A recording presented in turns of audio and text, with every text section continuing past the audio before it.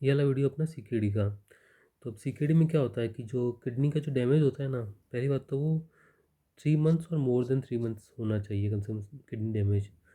और इसका अगर अपन जीएफआर निकाले, 2 टाइप से इसकी अपन जो लिखते हैं ग्रेडिंग, एक तो जीएफआर से निकालते हैं, एक एसीआर से निकालते हैं। एसीआर की जो यूनिट है ना, अगर वो ग्राम में दी हुई है ना, तो 1000 से इंटू करना तो मिलीग्राम में चेंज हो जाएगी। ठीक है। उसके अलावा जो जीएफआर, इसको जीएफआर वाले को अपन लिखते हैं जी, एसीआर वाले को लिखते हैं अपन ए। ठीक है, ऐसे लिखते हैं अपन सीकेडी का डायग्नोसिस। अब जीएफआर वाले में 5 ग्रेडिंग होती है। ठीक है, अगर जीएफआर मोर देन 90 है तो ये, 62, 80, 89 है तो जी2, इस टाइप से। अब अगर है ना जी1 या जी2 है ग्रेडिंग, ठीक है, जीएफआर वाली, तो उसके साथ में स्ट्रक्चरल डैमेज होना ज़रूरी है। स्ट्रक्चर डैमेज होना ज़रूरी है, तभी वो सीकेडी होगा। ठीक है। लेकिन अगर जी3, जी4, जी5 है तो है ना सीकेडी हो सकता है बिना स्ट्रक्चर डैमेज का ही, अगर 3 मंथ से ज़्यादा या 3 मंथ्स के इक्वल है तो। ठीक है, इसके लिए स्ट्रक्चर डैमेज ज़रूरी नहीं है। ठीक है, जी3, जी4, जी5 के लिए स्ट्रक्चर डैमेज ज़रूरी नहीं है, जी1, जी2 के लिए स्ट्रक्चर डैमेज ज़रूरी है। इसके अलावा एसीआर, ठीक है, एसीआर में ए1 मतलब लेस देन 30, ए2 मतलब 30 to 300, ए3 मतलब मोर देन 300, ऐसा। अब स्ट्रक्चरल डैमेज हम कैसे पता चल करते हैं? इमेजिंग से। ठीक है, इमेजिंग करके अल्ट्रासाउंड वगैरह। उसके अलावा एक डैमेज होता है फंक्शनल डैमेज। ठीक है, फंक्शनल डैमेज कैसा होता है? फिल्ट्रेशन और एक्सक्रीशन, ये 2 फंक्शन है किडनी के। एक्सक्रीशन में अपन एसीआर निकालते हैं, एसीआर से पता करते हैं। फिल्ट्रेशन अपन क्रिएटिनिन और जीएफआर से पता करते हैं। ठीक है, ये इन्वेस्टिगेशन करे जाते हैं किडनी अगर डैमेज हो रही है कहीं तो। अब अगर अगर है ना अ, अब अगर हम किसी केस में क्रिएटिनिन नहीं यूज़ कर सकते तो उस वहाँ पर हम सिस्टेटिन सी यूज़ करेंगे। कहाँ पर हम क्रिएटिनिन यूज़ नहीं कर सकते हैं?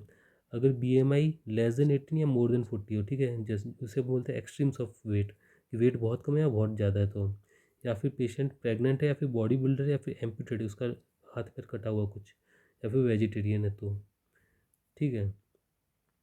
और क्रिएटिनिन क्लियरेंस होता है ना, वो अपने किस काम आता है? वो अपने कोई ड्रग किसी पेशेंट को दे रहे हो तो ड्रग का डोज एडजस्ट करने में काम आता है। अगर अपन ने किसी पेशेंट को किडनी डैमेज, किडनी की कोई दिक्कत है, डिजीज़ है, उसका अगर अपन ने अल्ट्रासाउंड किया, अगर वो एक्यूट है केस, तो मोस्टली वो है ना अपन को अल्ट्रासाउंड में अपन को नॉर्मल मिलेगा। लेकिन कभी कभार अपन को हाइड्रोनेफ्रोसिस मिल सकता है। ठीक है, अगर ऑब्स्ट्रक्शन है तो, किडनी स्टोन वगैरह है तो। अगर क्रॉनिक केस है तब हमको स्कार मिलेगा। ठीक है, स्कार जो कि हाइपो इकोइक, हाइपर इकोइक, या फिर अलग अलग इकोजेनिसिटी वाले मिलेगा। तो उससे पता चलता है कि कोई किडनी डैमेज है, स्ट्रक्चरल डैमेज है। ठीक है। फंक्शन ऑफ किडनी, ठीक है, किडनी में फंक्शन क्या क्या रहता है? एक रहता है कैल्शियम मेटाबॉलिज्म। ठीक है, कैल्शियम मेटाबॉलिज्म जो रहता है ना, वो अपना है ना क्रॉनिक केस, क्रॉनिक जब होता है ना किडनी डैमेज बहुत लंबे टाइम तक है, तब वो कैल्शियम मेटाबॉलिज्म को दिक्कत देती है। तो मतलब अगर कैल्शियम का दिक्कत है, ठीक है, कैल्शियम कम है किसी केस में, इसका मतलब वो केस या तो क्रॉनिक है या फिर एक्यूट ऑन क्रॉनिक है। मतलब क्रॉनिक तो उस केस में होना ही चाहिए अगर कैल्शियम मेटाबॉलिज्म को दिक्कत हो रही है। मतलब अगर किसी केस में कैल्शियम कम है, फॉस्फेट ज़्यादा है, या फिर पैराथायरॉयड हार्मोन ज़्यादा है, तो वो इसका मतलब है वो क्रॉनिक केस है। नॉर्मल किडनी क्या करती है? कैल्शियम बढ़ाती है, फॉस्फेट कम करती है। ठीक है। अगर है ना ये हमेशा उल्टे चलते हैं, कैल्शियम कम है तो फॉस्फेट ज़्यादा हो जाता है, ऐसा होता है। और कैल्शियम कम हो गया तो पैराथायरॉयड जो हार्मोन ग्लैंड है ना, वो पीटीएच निकालेगा, पैराथायरॉयड हार्मोन ज़्यादा करेगा, जिससे कैल्शियम ज़्यादा एब्जॉर्ब होकर ज़्यादा हो सके ब्लड में। तो इस हिसाब से ये ऐसा चलता है। उसके अलावा एसिड बेस बैलेंस, ये जो होता है ना एसिड बेस बैलेंस, ये वाला है क्रॉनिक का। ठीक है, क्रॉनिक में होता है। एसिड बेस बैलेंस जो होता है एक्यूट में हो सकता है, और क्रॉनिक में भी हो सकता है। क्रॉनिक में हर चीज़ हो सकती है। ठीक है। और ये जो है ना, ये कैल्शियम वाला एक्यूट में कभी नहीं होगा। और ये दूसरी चीज़ है, ये एक्यूट में नहीं होगी, ये भी सिर्फ क्रॉनिक में होगी। एरिथ्रोपोइटिन डेफिशिएंसी ये सिर्फ क्रॉनिक में होगा, और कैल्शियम मेटाबॉलिज्म डेफिशिएंसी ये सिर्फ क्रॉनिक में होगा। ठीक है। और ये दो चीज़ है, एसिड बेस बैलेंस और इलेक्ट्रोलाइट, ये एक्यूट क्रॉनिक दोनों में हो सकता है। और एक्यूट में क्या होगा? एक्यूट में अगर एसिड बेस बैलेंस है तो उसमें क्या हो जाता है कि है ना, नॉर्मल फंक्शन होता है किडनी का कि एक्सक्रीशन ऑफ हाइड्रोजन। ठीक है, हाइड्रोजन एसिड मतलब कर रहा है, मतलब कि बेस बना लेता है, अपने बॉडी के अंदर बेस बनता है, एसिड कम हो जाता है। ठीक है, तो अगर ये डिफेक्ट हो गया, ठीक है, ये नहीं हो पाया, तो क्या होगा? बॉडी के अंदर एच ज़्यादा हो जाएगा, एच बोलो तो एसिड, तो अपना हो जाएगा मेटाबॉलिक एसिडोसिस। और जो हाइड्रोजन है वो और पोटेशियम ये साथ साथ चलते हैं, हाइड्रोजन ज़्यादा हुआ तो पोटेशियम ज़्यादा हो जाएगा, तो मेटाबॉलिक एसिडोसिस दिया तो इसके साथ में हाइपरकैलेमिया भी आएगा। तो अपन को है ना हाइपरकैलेमिया का अपन को इन्वेस्टिगेशन में करना पड़ता है, और एसिडोसिस का अपन को इन्वेस्टिगेशन में करना पड़ता है। तो एसिड एसिड के इन्वेस्टिगेशन को अपन बोलते हैं एबीजी। ठीक है। और पोटेशियम के इन्वेस्टिगेशन बोलेंगे अपन इलेक्ट्रोलाइट, इलेक्ट्रोलाइट इन्वेस्टिगेशन। ठीक है। इसके अलावा इलेक्ट्रोलाइट और कौन सा होता है, सोडियम होता है, पोटेशियम होता है, ये सब इलेक्ट्रोलाइट हो गए। और ये क्या नाम है, कैल्शियम फॉस्फेट भी है सब। फॉस्फेट को मैं इधर पी लिख के चल रहा हूँ, ठीक है, पूरा वाला नहीं लिख रहा। और इसके अलावा अगर क्रॉनिक में इरेथ्रोपोइटिन कम हो गया, तो इरेथ्रोपोइटिन क्या करता है, ये है ना ब्लड बनवाता है, ठीक है, बोन मैरो पर एक्ट करके। तो अगर ये है ना, ये नहीं बनाए, इसको नहीं बना तो है ना बोन ब्लड नहीं बनेगा, तो यहाँ पे अपन को एनीमिया दिखेगा। इसका दूसरा रीज़न भी होता है कैप्सिडिन वाला, वो इंपॉर्टेंट नहीं है। इसके अलावा प्रेजेंटेशन ऑफ सीकेडी का पेशेंट कैसे प्रेजेंट करेगा अपन को, उसको science and symptoms of BU बनाएगा, ठीक है, कि जो यूरिया है ना ब्लड में वो बढ़ गया है, तो उसका अपन को क्या साइन दिखेगा, वॉमिट, डायरिया, पेरिकार्डाइटिस, प्लूराइटिस एक्सेट्रा, ठीक है, और इचिंग। तो ये सब कुछ इचिंग वगैरह अपन को दिखती है यूरिया ज़्यादा होने की वजह से। इसके अलावा सीकेडी हो गया ना, तो अपना सॉल्ट और वाटर है ना वो रिटेंशन हो जाएगा, उसका एक्सक्रीशन नहीं हो पाएगा, तो अपना है ना एडिमा होने लगेगा और अंदर अपना सोडियम बढ़ने लगेगा बॉडी के अंदर। इसके अलावा क्योंकि ईपो है ना क्रॉनिक किडनी डिजीज़ है, तो ईपो कम हो जाएगा, तो ईपो बोले तो इरेथ्रोपोइटिन वो कम हो जाएगा, तो एनीमिया हो जाएगा। इसके अलावा कैल्शियम मेटाबॉलिज्म बिगड़ जाएगा, तो उससे क्या होगा, कैल्शियम कम हो जाएगा बॉडी में, फॉस्फेट ज़्यादा हो जाएगा, जिसकी वजह से अपन को ऑस्टियोपोरोसिस होगा, अपनी बोन आराम से टूट जाएगी। उसके अलावा हाइड्रोजन ज़्यादा होने की वजह से हाइड्रोजन आयरन आयन ज़्यादा होने की वजह से मेटाबॉलिक एसिडोसिस हो जाएगा। उसके अलावा पोटेशियम ज़्यादा होने की वजह से एरिथमिया हो सकता है।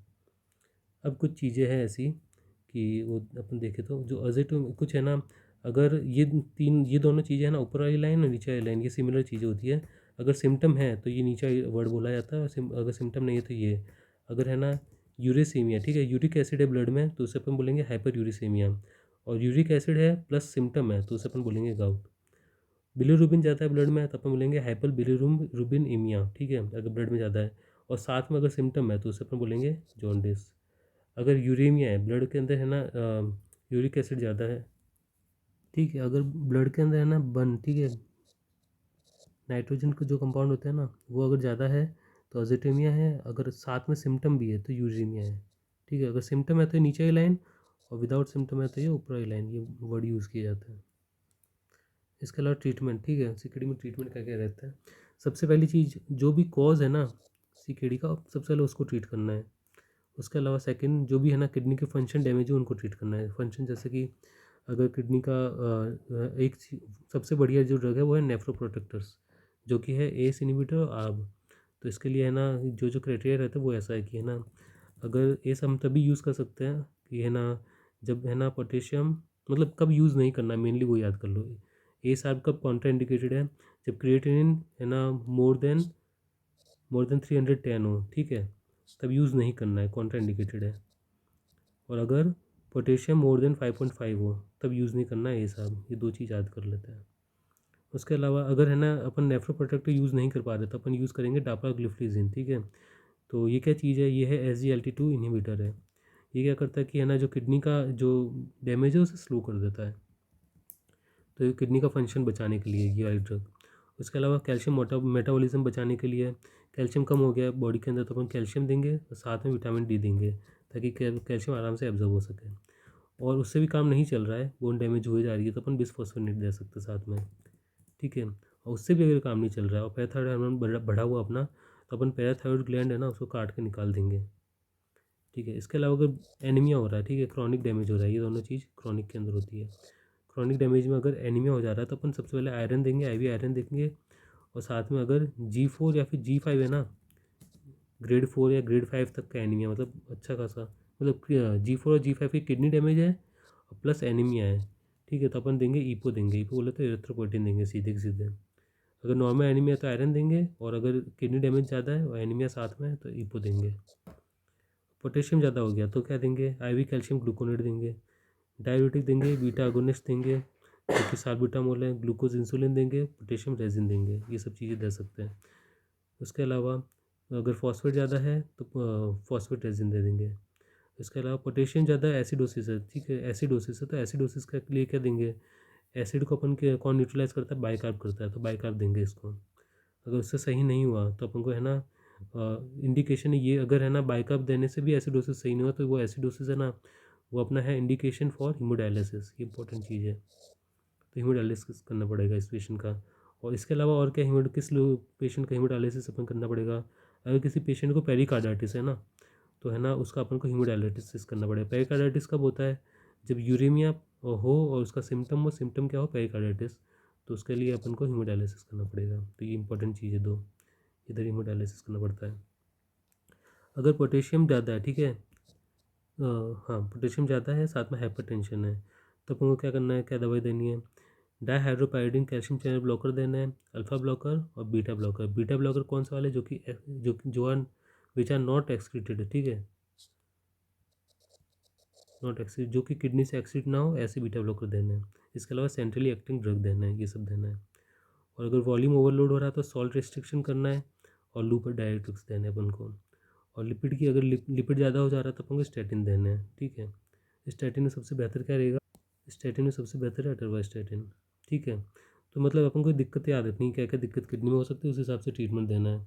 फंक्शन डैमेज हो गया, कैल्शियम मेटाबॉलिज्म, एनीमिया हो सकता है, पोटेशियम ज़्यादा हो सकता है, एसिडोसिस हो सकता है, हाइपरटेंशन, वॉल्यूम बढ़ सकता है और लिपिड की डिफेक्ट हो सकती है, ठीक है। तो इन सब का ट्रीटमेंट इस हिसाब से देना है कि इसमें जो जो चीज़ अपन को मिल रही है उसके हिसाब से। इन्वेस्टिगेशन क्या कर सकते हैं? कैल्शियम और फॉस्फेट, इनकी दोनों की दिक्कत एक साथ चलती है, तो है ना इनको अपन दोनों को इन्वेस्टिगेट करेंगे। और इसका पोटेशियम का पोटेशियम का दिक्कत हो सकती है हाइड्रोजन के साथ में, तो इन दोनों को अपन साथ में इन्वेस्टिगेट करेंगे। उसके अलावा कैल्शियम के साथ में इसका पैराथायरॉयड हार्मोन भी होता है और विटामिन डी भी होता है, ठीक है। तो ये सब कैल्शियम मेटाबॉलिज्म को अफेक्ट करता है, तो इन सबको अपन एक साथ इन्वेस्टिगेट करेंगे। उसके अलावा अपन ग्लूकोज चेक करेंगे, ये कोई और अगर इसको कोई और दिक्कत तो नहीं है, क्योंकि डायबिटीज़ होता है उसके अंदर भी किडनी डैमेज के चांस रहते हैं, तो उसको रूल आउट करने के लिए अपन फास्टिंग ब्लड ग्लूकोज भी करेंगे। इसके अलावा HbA1c भी कर सकते हैं, ये भी अपन को डायबिटीज़ दिखाता है। ये दो चीज़ अपन को डायबिटीज़ दिखाएगा और ग्लूकोज टॉलरेंस टेस्ट, ये भी अपन को डायबिटीज़ दिखाएगा, डायबिटीज़ मेलाइटस। इसके अलावा लिपिड अपना है ना उसका जो डिफेक्ट पड़ रहा है, तो लिपिड चेक करेंगे, लिपिड प्रोफाइल।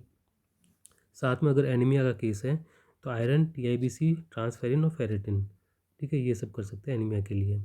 और हाइपर कैलेमिया हो रहा है, ठीक है, पोटेशियम बढ़ जा रहा है, तो ECG करेंगे कि एरिथमिया कराता है कैलेमिया। उसके अलावा किडनी डैमेज है तो किडनी का अपन अल्ट्रासाउंड करेंगे, और ये हार्ट डिफेक्ट हो सकता है तो इसलिए अपन हार्ट का भी कर सकते हैं, पेरिकार्डाइटिस वगैरह कुछ हो रहा है तो। इसके अलावा किडनी में है ना C3 और C4 कॉम्प्लीमेंट होते हैं ना, ये दोनों लूज़ हो जाते हैं, तो इन दोनों को अपन लैब वैल्यूज़ में चेक करेंगे। इसके अलावा ACR और GFR, ये क्या है, CKD की ग्रेडिंग निकालने काम आता है, ठीक है। तो ये दोनों अपन अगर नहीं दिए हुए केस में तो इनका अपन इन्वेस्टिगेट करेंगे, ठीक है। ये सब चीज़ देख सकते हैं। और इसमें देखो अगर है ना ये जो किडनी है ना GFR वाला अगर ग्रेडिंग अपन करें तो 1 2 3 4 5, ठीक है, 5 होते हैं। तो लास्ट वाला जो है ना अगर G5 आ गया है तो उसका अपन को पेशेंट को रीनल रिप्लेसमेंट करना है। और G4 आ गया है तो उसको अपन प्रिपरेशन फॉर रिप्लेसमेंट करेंगे और साथ में उसको अपन है ना डायलिसिस चालू कर देंगे, ठीक है, डायलिसिस चालू करके रखेंगे। और 5 वाले पे पहले क्या करेंगे, डायलिसिस चालू करेंगे plus register for kidney transplant, ठीक है, ये लिखना है इसके ट्रीटमेंट के अंदर। अपन केस देखते हैं CKD के। और जो AKI अब अगला है, ये अपना हो गया, अभी तक जो पढ़ा है वो हो गया CKD का, ठीक है, क्रॉनिक किडनी डिजीज़ का। अब एक्यूट किडनी इंजरी का बता रहा हूँ। तो एक्यूट में क्या होता है, ये दो चीज़, ठीक है, एसिड बेस हो सकता है, इलेक्ट्रोलाइट डिसबैलेंस हो सकता है, ये इतना ये AKI में हो सकता है। और CKD में तो हर चीज़ हो सकती है, ठीक है, ये जनरली AKI में रहता है, ये एसिड बेस और इलेक्ट्रोलाइट वाली चीज़। उसके अलावा AKI का क्राइटेरिया क्या होता है कि किसको अपन AKI बोलेंगे? AKI में है ना या तो ये तीन चीज़ रहेगी, increase in serum creatinine 26 with in 48 hours, ठीक है, 2 दिन में 26 बढ़ जाना चाहिए क्रिएटिनिन, या फिर इंक्रीज़ होना चाहिए मोर देन और इक्वल टू 1.5 टाइम्स, जो पहले था उससे 1.5 टाइम बढ़ जाना चाहिए, ठीक है, विद इन 1 वीक, एक वीक के अंदर, एक वीक के अंदर मोर देन 1.5, 2 दिन के अंदर 26 टाइम, या फिर उसका यूरिन आउटपुट लेस देन 0.5 होना चाहिए पर किलोग्राम पर आवर, ठीक है, और कुछ 6 घंटे के लिए। तो एक अपना केस ये सिर्फ अपना एक केस में यूज़ हो रहा है, ठीक है, ये वाला क्राइटेरिया, मतलब AKI का एक ही केस है मेनली, और उसी में अपन को AKI कहना है।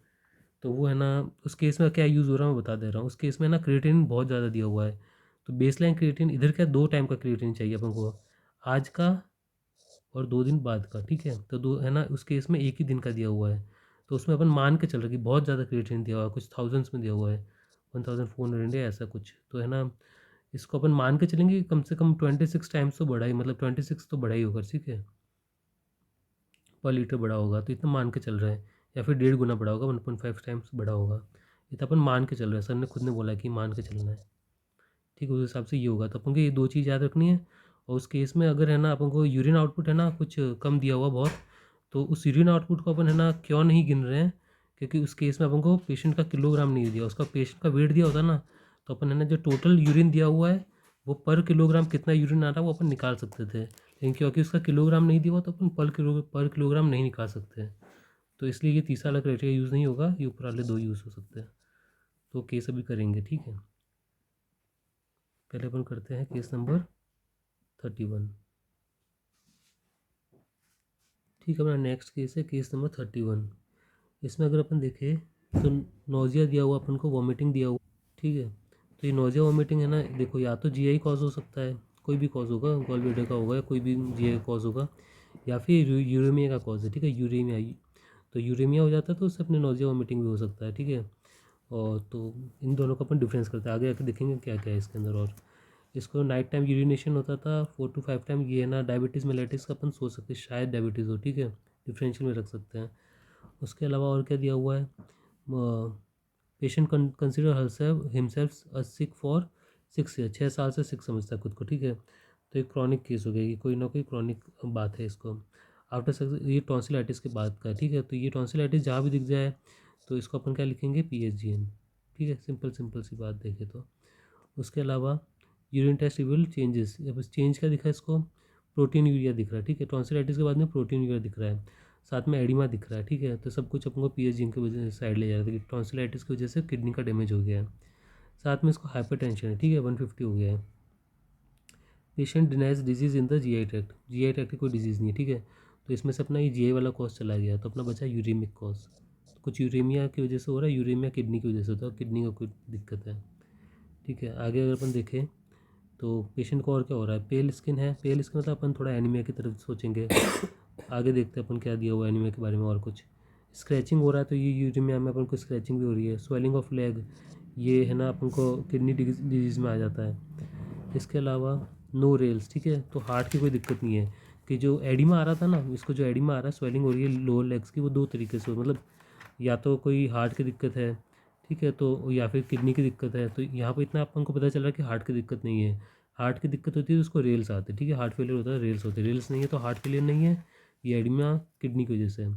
अब इसका बीपी वो और बढ़ गया, 160 हो गया, ठीक है। तो ये भी किडनी में हाइपरटेंशन हो जाता है, और इसका जो बीपी अब दिया हुआ है 160 दिया हुआ है। तो ऑब्जेक्टिवली के अंदर दिया हुआ है ये वाला बीपी, तो ये वाला बीपी का जो ग्रेड है ग्रेड 2 में चला जाएगा, 160 इसका सिस्टोलिक है। इसके अलावा और क्या दिया हुआ है कि हार्ट रेट है 106, टैकीकार्डिया हो रहा है इसको।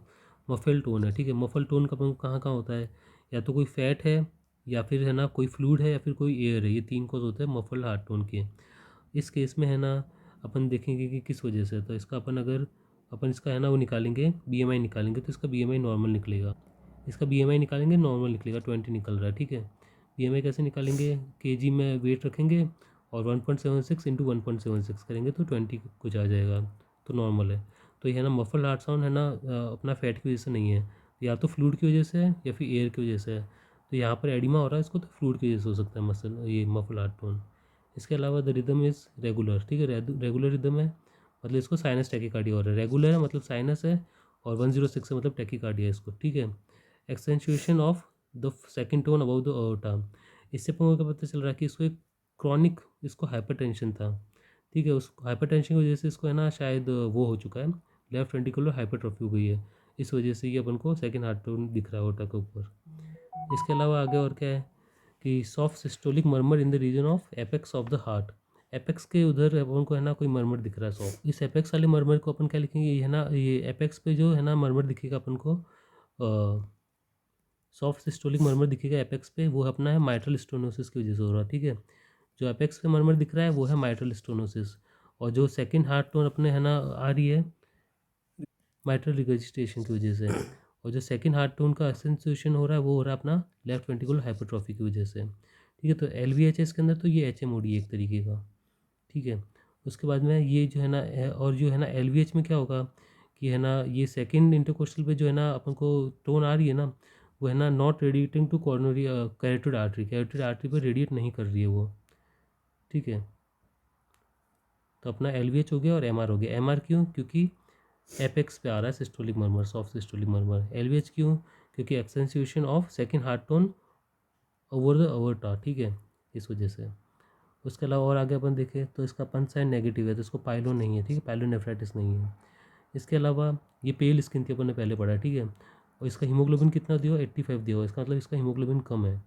तो 85 जो होता है ना, वो कौन सा स्टेज में आ जाएगा पता है? हाँ, ग्रेड 2 आ जाएगा। इसका जो एनीमिया हो जाएगा वो ग्रेड 2 का एनीमिया आ जाएगा, ठीक है। और इसका कलर इंडेक्स दिया हुआ है 0.8, 1 से कम है तो इसे अपन बोलेंगे हाइपोक्रोमिक एनीमिया, ठीक है। तो अपन डायग्नोसिस में क्या लिखेंगे कि इतना अपन को पता चल गया कि है ना, ये हाइपरटेंशन है ग्रेड 2 का, ठीक है। साथ में हाइपोक्रोमिक एनीमिया ग्रेड 2 क्यों? क्योंकि इसका हीमोग्लोबिन है 85, ठीक है। इतना अपन को पता चल गया।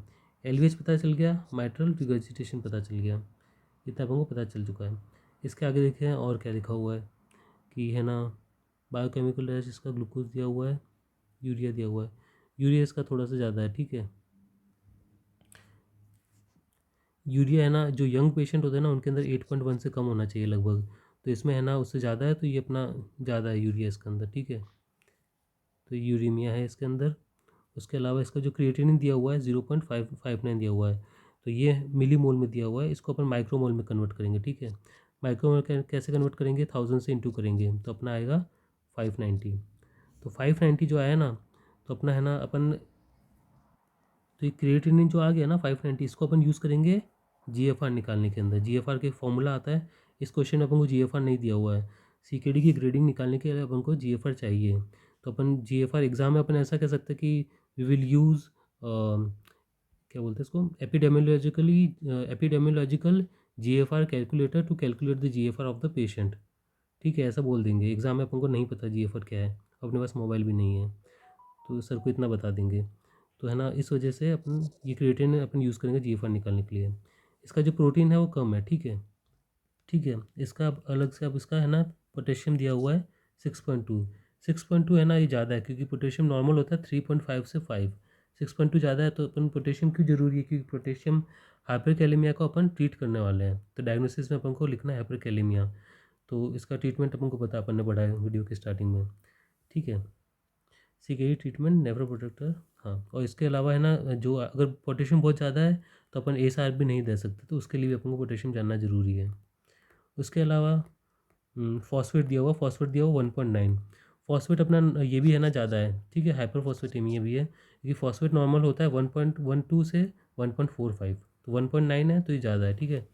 1.1 से 1.4 याद करो लगभग, तो 1.9 ज़्यादा है तो ये ज़्यादा हो गया। और जो कैल्शियम है ये कम है, क्योंकि नॉर्मल कैल्शियम होता है 8.5 से कुछ 10.5 तक का, ठीक है, तो ये कम है। तो कैल्शियम कम हो गया, फॉस्फेट ज़्यादा हो गया, तो मतलब अपन को बता रहा है ये क्रॉनिक किडनी, ठीक है। क्रॉनिक किडनी में ही ये कैल्शियम की दिक्कत आती है, ठीक है। तो इस वजह से अपन को पता चला कि क्रॉनिक किडनी डिजीज़ है। इसके अलावा अपन देखें, ठीक है, तो अपन डायग्नोसिस में क्या चीज़ और ऐड करेंगे? हाइपरकैलेमिया, हाइपोकैल्सीमिया, हाइपरफॉस्फेटेमिया, ये 3 चीज़ और ऐड की है अपने, ठीक ना। कंप्लीट हाइपरकैलेमिया ये इधर भी। इसके अलावा अब अपन देखें और क्या दिया हुआ है क्वेश्चन में कि कॉमन यूरिन टेस्ट। अब यूरिन में क्या क्या दिया हुआ है? यूरिन में प्रोटीन दिया हुआ अपना 0.4 ग्राम पर लीटर, ठीक है। इसके आगे अपने क्या दिया हुआ है कि है ना, इसका ये दिया हुआ है डेली प्रोटीन दिया हुआ है, कि डेली प्रोटीन इसका कितना है 1.3 है, 1.3 ग्राम लिखा हुआ, ठीक है। तो इसको अपन मिलीग्राम में करने के लिए 1000 से इंटू करेंगे तो आंसर आएगा 1300। 1300 या 300 से ज़्यादा है, ठीक है, तो अपन A3 लिखेंगे। तो अपन इधर डायग्नोसिस लिख सकते हैं CKD, क्योंकि है ना कि वो कैल्शियम वेल्शियम की दिक्कत आ रही है तो क्रॉनिक किडनी में आती है। और A3 क्योंकि 300 से ज़्यादा दिया हुआ डेली प्रोटीन।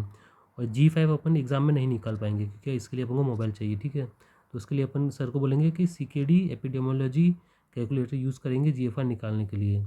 और किसी को याद करके जाना, याद करके जा सकते हैं, GFR 10 आएगा, तो इसलिए G5 आ रहा है इधर, ठीक है। तो ये अपन ने लिख दिया। इसके अलावा सेकेंडरी टू क्रॉनिक PSGN, ये भी अपन ने लिख दिया PSGN, क्योंकि इसका टॉन्सिलाइटिस की हिस्ट्री दी हुई है। और इसमें नेफ्राइटिक अपन लिखेंगे ब्रैकेट में कि PSGN नेफ्राइटिक वाला कंपोनेंट दे रहा है। कैसे? क्योंकि इस केस में अपन अगर देखें तो यहाँ पर है ना, इसके यूरिन में इरेथ्रोसाइट दिख रहा है, ठीक है, इरेथ्रोसाइट यूरिन में दिख रहा है, मतलब हिमेचूरिया। इसको प्रोटीन इसका दे रखा है जो कि है ना 3.5 से कम है, तो ये भी नेफ्राइटिक रेंज का है, ठीक है। तो इसको अपन 2 पॉइंट मिल गए। उसके अलावा अगर अपन देखें तो इसका हाइपरटेंशन भी है, तो इसको 3 पॉइंट मिल गए, ठीक है। तो इसी नेफ्राइटिक रेंज का इसको बोलेंगे। तो अपना डायग्नोसिस हो गया CKD A3 secondary to chronic PSGN लिखो या फिर क्रॉनिक ग्लोमेरुलोनेफ्राइटिस लिखो, दोनों सेम चीज़ है। ब्रैकेट में नेफ्राइटिक कॉम्प्लिकेटेड बाय हाइपरकैलेमिया, और साथ में इधर अपन ये सब ऐड कर सकते हैं, हाइपरकैलेमिया, हाइपोकैल्सीमिया, हाइपरफॉस्फेटेमिया। हाइपरटेंशन अपन लिखेंगे ग्रेड 2, ठीक है, उसके ब्लड प्रेशर के हिसाब से।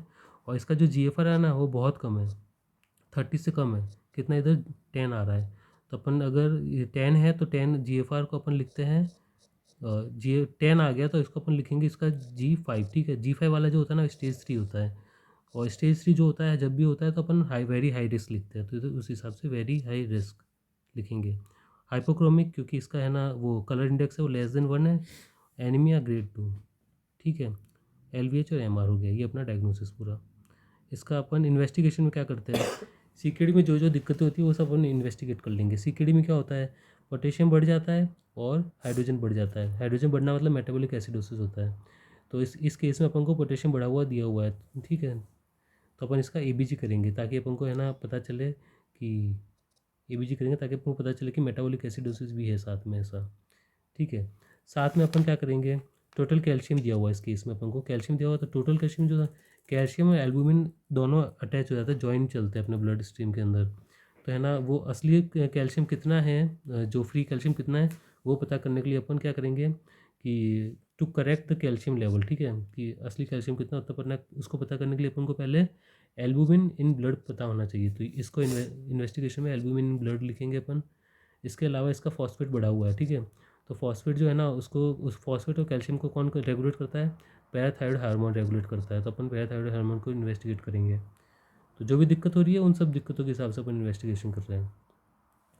और इस केस में अपन है ना बायोप्सी नहीं करेंगे, क्योंकि किसी मतलब ग्लोमेरुलोनेफ्राइटिस के केस में बायोप्सी करते हैं, इस केस में नहीं करेंगे क्योंकि ये है ना G5 का है, ठीक है। CKD G5 है, G5 बोले तो वेरी सीवियर है ये। तो इसके अंदर अपन वैसे भी किडनी रिप्लेसमेंट करने वाला है, तो इसको बायोप्सी का कोई मतलब नहीं है। और इसके अलावा अगले इन्वेस्टिगेशन हाइपरटेंशन के करेंगे, सेकेंडरी हाइपरटेंशन इसको, क्योंकि है ना इसकी एज कम है, ठीक है। एज कम है, उसको किडनी की वजह से इसको हाइपरटेंशन हुआ है, 37 एज है, इसको कम मानते हैं, ठीक है। और इसको किडनी की वजह से ये हाइपरटेंशन हुआ, तो इसे अपन बोलेंगे सेकेंडरी हाइपरटेंशन। तो इसके अंदर अपन है ना हाइपरटेंशन, सेकेंडरी हाइपरटेंशन के लिए अपन क्या चेक करेंगे, ECG चेक करेंगे, इकोकार्डियोग्राफी चेक करेंगे, लिपिड प्रोफाइल चेक करेंगे। उसके अलावा अपन लिपिड प्रोफाइल चेक करेंगे जिसमें कि अपन LDL करेंगे, HDL करेंगे, ट्राइग्लिसराइड करेंगे और टोटल कोलेस्ट्रॉल करेंगे, ठीक है। टोटल कोलेस्ट्रॉल इस केस में दिया हुआ है। इसके अलावा इसको एनीमिया है, एनीमिया के लिए जितने भी अपन डिफरेंस करेंगे, हाइपोक्रोमिक एनीमिया इसको, जो कि <1 है वो कलर इंडेक्स। तो इसके 2 केस हो सकते हैं, या तो ये एनीमिया ऑफ क्रॉनिक डिजीज़ होगा या फिर ये आयरन डेफिशिएंसी एनीमिया होगा। तो इनको डिफरेंस करने के लिए अपन क्या करेंगे, फेरेटिन, TIBC, आयरन, ट्रांसफेरिन, ये 4 चीज़ करेंगे, ठीक है। एनीमिया के लिए जहाँ भी एनीमिया वहाँ ये 4 चीज़ करनी है। साइनस टैकीकार्डिया है तो ECG करेंगे, इको करेंगे। ये ECG को अपन को बार बार नहीं लिखना क्योंकि अपन इधर लिख चुके हैं, ठीक है, इस वजह से। इसका ट्रीटमेंट अपन क्या करेंगे, ट्रीटमेंट ऑफ फंक्शन चेंज, जो भी इसको दिक्कतें हुई है जो भी इस केस में, वो उन सबको अपन ट्रीट करेंगे। अगर एनीमिया है इस केस में, ठीक है, तो एनीमिया है तो अपन सबसे पहले आयरन देंगे। आयरन से ट्रीट नहीं हुआ तो अपन इरेथ्रोपोइटिन देंगे। इसको हाइपोकैल्सीमिया है, ठीक है, कैल्शियम कम है तो अपन कैल्शियम विटामिन D देंगे इसको। उससे सही नहीं हुआ तो अपन बिस्फोस्फोनेट देंगे, ठीक है। उससे भी सही नहीं हुआ तो अपना है ना अगर पैराथायरॉयड हार्मोन ज़्यादा है ना तो अपन पैराथायरॉयड ग्लैंड को काट के निकाल देंगे। उसके अलावा अगर GFR अगर अपन इसका देखें, ठीक है, उसके अलावा अगर अपन को फॉस्फेट ज़्यादा दिया हुआ है तो अपन को फॉस्फेट रेजिन यूज़ करने पड़ेंगे, ठीक है। और पोटेशियम ज़्यादा दिया हुआ है तो सबसे पहले IV कैल्शियम ग्लूकोनेट देंगे अपन, ठीक है। उसके अलावा जो वीडियो की स्टार्टिंग में पढ़ा रखे वही सब चीज़, IV ग्लूकोनेट काम नहीं किया तो ग्लूकोज प्लस इंसुलिन देंगे, वो भी काम नहीं किया तो β2 अगोनिस्ट देंगे, और वो भी काम नहीं किया तो IV बाइकार्ब देंगे। अगर एसिडोसिस साथ में तो IV बाइकार्ब, और लास्ट में अगर फिर भी अगर है ना ये एसिडोसिस और हाइपरकैलेमिया ट्रीट नहीं हुआ तो हीमोडायलिसिस करेंगे अपन, ठीक है। तो ये पोटेशियम ऐसे ट्रीट करेंगे, वीडियो की स्टार्टिंग में जैसे बताया सेम वैसे। उसके अलावा अगर एल्बुमिन ज़्यादा है तो उसके लिए हम ठीक है। उसके अलावा अगर अपना एल्बुमिन यूरिया है वो अगर 500 से ज़्यादा हुआ तो अपन पेंटॉक्साफिलिन यूज़ कर सकते हैं।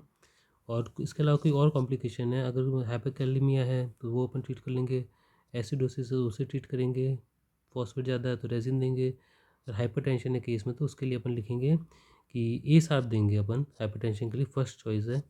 अगर इस ये कॉन्ट्रा इंडिकेटेड है, अगर पोटेशियम ज़्यादा है, ठीक है, क्रिएटिनिन ज़्यादा है, तो अपन ए साहब यूज़ नहीं कर सकते, तो अपन यूज़ करेंगे वेज़ोडाइलेटर्स। वेज़ोडाइलेटर्स क्या, कैल्शियम चैनल ब्लॉकर यूज़ करेंगे डाईहाइड्रोपाइरिडीन वाले।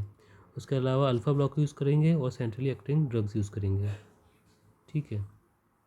और इस पेशेंट को अपन है ना, इसका G5 है तो इसको है ना सेंड टू डायलिसिस, डायलिसिस के लिए भेज देंगे, और रजिस्टर फॉर किडनी ट्रांसप्लांट ये लिखना अपन को ट्रीटमेंट में। बाकी ये जो है ना, ये सब कुछ अपन को हर सीकेडी में जहाँ भी सीकेडी दिख जाए ये सब कुछ अपन को लिखना है इन्वेस्टिगेशन और ट्रीटमेंट में। और ये सीकेडी क्यों है, ठीक है, इसके कुछ कुछ जो भी वो लिख देते हैं। पहली बात तो इसको एनीमिया है, ठीक है, क्योंकि सीकेडी में क्या होता है, एरिथ्रोपोइटिन होता है ना, वो कम हो जाता है। दूसरी बात, इसको है ना कैल्शियम इसका कम है, फॉस्फेट इसका ज़्यादा है। ये भी सिर्फ सीकेडी, ये दो चीज़ सीकेडी में दिखती है, एक्यूट किडनी इंजरी में ये नहीं दिखती है, ठीक है। इसका GFR तो कम दिया हुआ ही है, और एल्बुमिन इसका दिया हुआ A3 आ रहा है इसका, तो इस हिसाब से ये सीकेडी है, ठीक है। नेक्स्ट केस है अपना केस नंबर 32, 34-year-old पेशेंट है, ठीक है। अब क्या हुआ, इसका है ना बीपी दिया हुआ, बीपी अच्छा खासा इसका बढ़ चुका है फिलहाल, ये बीपी है ना 220, मतलब बहुत ज़्यादा है, हाइपरटेंसिव क्राइसिस है। क्राइसिस बोले तो 180 से ज़्यादा सिस्टोलिक चला जाएगा तो उसको हाइपरटेंसिव क्राइसिस बोलेंगे, ठीक है। उसके अलावा इसमें क्या दिया हुआ, इसको हिस्ट्री दी होगी जब है ना, she considers herself as sick for about 15 years. 15 years तो अपने आप को सिक समझ रही है, मतलब कुछ क्रॉनिक केस है। इसको क्या क्या क्या दिखा था इसको 15 साल पहले, इसको प्रोटीन था, ठीक है। इसको पहली बात तो एडिमा था आइस के अंडर, ठीक है, एडिमा हो रहा है, प्रोटीन है और आरबीसी है यूरिन में, तो प्रोटीन यूरिया और हिमेचूरिया, ठीक है। साथ में इसका बीपी ज़्यादा है, तो प्रोटीन यूरिया, ये दे ग्लोमेरुलोनेफ्राइटिस होता है ना, उसका प्रोटीन यूरिया, हिमेचूरिया और हाइपरटेंशन, तीन चीज़ अपन को मिल रही है, तो अपन इसे ग्लोमेरुलोनेफ्राइटिस बोल सकते हैं। तो इसे ग्लोमेरुलोनेफ्राइटिस तब था, ठीक है, 15 साल पहले। और फिलहाल का इसका यूरिन देखें तो इसके अंदर भी आरबीसी है, और इसके अंदर भी है ना प्रोटीन है, देखो 3.5 से, ठीक है। तो ये है ना 15 ईयर्स से है ना ये सिक है, ठीक है। प्रोटीन था इसके ब्लड यूरिन में, प्रोटीन यूरिया हो गया, हिमेचूरिया हो गया, उसके अलावा इसका बीपी ज़्यादा है, तो 3 पॉइंट आ रहे हैं, तो ग्लोमेरुलोनेफ्राइटिस का केस है, ठीक है। तो ग्लोमेरुलोनेफ्राइटिस तो अपन लिखेंगे ही। उसके अलावा एक है ना, इसमें एक चीज़ है कि इसके अंदर अपन को क्रिएटिनिन दिया हुआ 1.4, ठीक है। GFR इस केस में भी अपन को नहीं दिया, इसको 1000 से इंटू करेंगे तो ये माइक्रोमोल बन जाएगा, ठीक है। उसका बाद में अपन को है ना, यहाँ भी अपन को है ना मोबाइल को यूज़ करना पड़ेगा, उसके अंदर EGFR का फॉर्मूला आता है, उससे अपन को कैलकुलेट करना पड़ेगा, तो अपने EGFR आ गया अपना 3 आ जाएगा, 3 EGFR हो जाएगा, बहुत कम है, तो अपना G5 हो जाएगा, तो अपन CKD लिखेंगे G5, ठीक है। उसके बाद में अपन एल्बुमिन देखेंगे, एल्बुमिन कितना है कि, तो उसके लिए अपन ये वाला प्रोटीन एक ही दिया हुआ है इस केस में, तो इसी को यूज़ करेंगे, 3.8 है, तो इसको 1000 से इंटू करेंगे तो 3800, तो 300 से ज़्यादा है तो A3 लिखेंगे, ठीक है। CKD G5 A3 हो गया, ठीक है। अब है ना, अगर अपन आगे देखें तो इसका जो क्रिएटिन दिया हुआ वो बहुत ज़्यादा है, 1400 ना, बहुत ज़्यादा है। तो इधर अगर एक एक अपन क्राइटेरिया देखें तो या तो है ना जो इनिशियल जो क्रिएटिनिन था वहाँ से 1.5 टाइम बढ़ चुका है ये, ऐसा अपन मान के चलेंगे, क्योंकि जनरली है ना इतना ज़्यादा नहीं होता थाउजेंड्स में, तो थाउजेंड्स में है ये क्रिएटिनिन, तो इसे बहुत ज़्यादा मान के चलेंगे अपन, तो इस वजह से इसको एक ही मान रहे हैं। तो ये सर ने खुद ने बोला कि ऐसे ऐसे अपन को मान के चलना है, क्रिएटिनिन बहुत ज़्यादा है इसलिए एक ही मान के चलेंगे कि इतना बड़ा ही होगा 1.5 टाइम्स, तो उस हिसाब से अपन AK मान रहे हैं। तो AK on top of CKD और G5A3 कॉज्ड बाय ग्लोमेरुलोनेफ्राइटिस, ये अपन को लिखना है, ठीक है, डायग्नोसिस। इसमें केस में और आगे अगर अपन देखें तो देखो इसका हाइपरटेंशन इसको दिया हुआ 220, तो 180 से ज़्यादा है तो इसे अपन हाइपरटेंसिव क्राइसिस बोलेंगे, तो अपन लिखेंगे हाइपरटेंसिव क्राइसिस ग्रेड 3, ठीक है। 180 से ज़्यादा है, ग्रेड 3 भी है। और साथ में है ना, क्योंकि ये G5 है तो G5 जब भी होगा तो अपन है ना स्टेज 3 डालेंगे, और स्टेज 3 है तो वेरी हाई रिस्क डालेंगे, ठीक है। ये साथ में चलता है, G5 stage 3 very high risk, ये साथ में चलेगा। उसके अलावा अगर इस पेशेंट का अपन इरेथ्रोसाइट देखें ब्लड, ठीक है, तो 2.6 है, तो ये है ना नॉर्मल होता है 4.5 से 5.5 नॉर्मल होना चाहिए, तो कम है, ठीक है। RBC कम है, और इसका हीमोग्लोबिन भी कम है, हीमोग्लोबिन है ना कितना है 72 है, तो ये ग्रेड 2 का एनीमिया है, ठीक है। इसका कलर इंडेक्स कितना दिया हुआ है, <<1 है, तो ये हाइपोक्रोमिक है, ठीक है। तो हाइपोक्रोमिक एनीमिया है ग्रेड 2, तो अपन लिखेंगे हाइपोक्रोमिक एनीमिया ग्रेड 2 लिखेंगे। उसके अलावा एक मेन चीज़ इसमें है ना, ये CKD है, इसका एक हिंट एक और अपन के पास ये है, इसका जो RBC है ना वो कम है। तो अगर है ना ये ब्लीडिंग हीमेचूरिया की वजह से अगर RBC कम हुआ होता ना, हीमेचूरिया की वजह से RBC कम नहीं होगा, क्योंकि बोन मैरो नई नई RBC बनाता रहेगा। लेकिन अगर CKD का केस है तो जो इरेथ्रोपोइटिन होगा ना वो कम हो गया, तो इरेथ्रोपोइटिन अपना बोन मैरो को एक्टिवेट करता है, तो इरेथ्रोपोइटिन नहीं है, बोन मैरो एक्टिवेट नहीं हुई, तो RBC कम हो जाएगी, ठीक है। तो उस वजह से इसका अपन वो CKD समझ के चलेंगे कि ये जो एनीमिया हो रहा है ये CKD की वजह से हो रहा है। तो अपन इधर ये CKD रखेंगे, ऊपर अपन G3 तो अपन निकाल ही दिया है। तो AKI on top of CKD, G5A3 caused by glomerulonephritis, hypertensive crisis, G3S3 very high risk, hypochromic anaemia G2 grade 2। उसके अलावा अपन को है ना पेरिकार्डियल मर्मर दिया हुआ, पेरिकार्डियल मर्मर होता है ना, उसका मतलब है कि ये पेरिकार्डाइटिस है, पेरिकार्डाइटिस है क्योंकि यूरेमिया की वजह से हुआ है। यूरेमिया की वजह से अपन को और क्या क्या दिख रहा है, इस केस के अंदर इचिंग दिख रही है, पेरिकार्डाइटिस दिख रहा है, ठीक है, और स्क्रैचिंग दिख रही है, पाउडर्ड विथ वाइट पाउडर, ठीक है, ये है यूरेमिक फ्रॉस्ट है, तो सब यूरेमिया के सिम्टम है ये। तो यूरेमिया दिख रहा है, पेरिकार्डाइटिस दिख रहा है, तो है ना पेरिकार्डाइटिस अपन को दिखता है ना, तो आपको हीमोडायलिसिस करना पड़ता है पेरिकार्डाइटिस वाले केस में, इंडिकेशन फॉर हीमोडायलिसिस है ये, ठीक है। तो अपन इसमें लिखेंगे यूरेमिक पेरिकार्डाइटिस। उसके अलावा क्वेश्चन में दिया हुआ है कि सिंगल वेंट्रिकुलर एक्स्ट्रा सिस्टोल आ रहा है अपन को, तो अपन इधर है ना लिख सकते हैं सिंगल वेंट्रिकुलर एक्स्ट्रा सिस्टोल लिख सकते हैं केस में, या फिर प्रीमेच्योर वेंट्रिकुलर कॉन्ट्रैक्शन, ये इन दोनों में से कुछ भी लिख सकते हैं, ठीक है। सिंगल वेंट्रिकुलर सिस्टोल ये भी लिख सकते हैं, या तो ये लिखो या लिखो, कुछ भी लिख सकते हैं इनमें से, ठीक है। ये हो गया अपना डायग्नोसिस। इसके इन्वेस्टिगेशन में जो CKD का इन्वेस्टिगेशन है वो सबके सब यहाँ पर लिख सकते हैं अपन, क्योंकि ये केस CKD का भी है और साथ में AKI भी है। तो AKI के लिए क्या है, AKI का मेन कॉज क्या है आपको पता है, AKI हुआ है क्योंकि है ना हाइपरटेंसिव क्राइसिस हुआ है, ठीक है। बहुत ज़्यादा टेंशन हो गया, उस वजह से किडनी का एक्यूटली इंजरी हो गई है, उस वजह से AKI आया है अपने केस के अंदर। तो जब अपन हाइपरटेंशन को ट्रीट करेंगे तो अपना CKD ट्रीट हो जाएगा। तो इसके इन्वेस्टिगेशन और ट्रीटमेंट है ना वो सेम अपन ये CKD वाले रख सकते हैं। ये जो CKD वाले इन्वेस्टिगेशन और ट्रीटमेंट है ना ये सेम टू सेम अपन रख सकते हैं जो अपन ने केस के स्टार्टिंग में भी देखे, ये सब ट्रीटमेंट और ये सब इन्वेस्टिगेशंस। और साथ में ये वाला जो केस है ये भी अपना है ना G5 का केस है, तो G5 में अपन को किडनी ट्रांसप्लांट करनी होती है, तो इस पेशेंट को लास्ट में अपन है ना हीमोडायलिसिस के लिए भेज देंगे, या फिर अपन है ना पेरिकार्डियल डायलिसिस करेंगे, इसका पेरिटोनियल डायलिसिस, ठीक है, पेरिटोनियल डायलिसिस करेंगे, क्योंकि इसके अंदर दो इंडिकेशन है, एक तो इसको यूरेमिक पेरिकार्डाइटिस है, ठीक है, दूसरा इसका CKD G5 है, और इसको रजिस्टर करेंगे रीनल रिप्लेसमेंट के लिए या फिर रीनल ट्रांसप्लांटेशन के लिए, ठीक है। ये अपने किडनी का केस हो गया AKI और CKD के।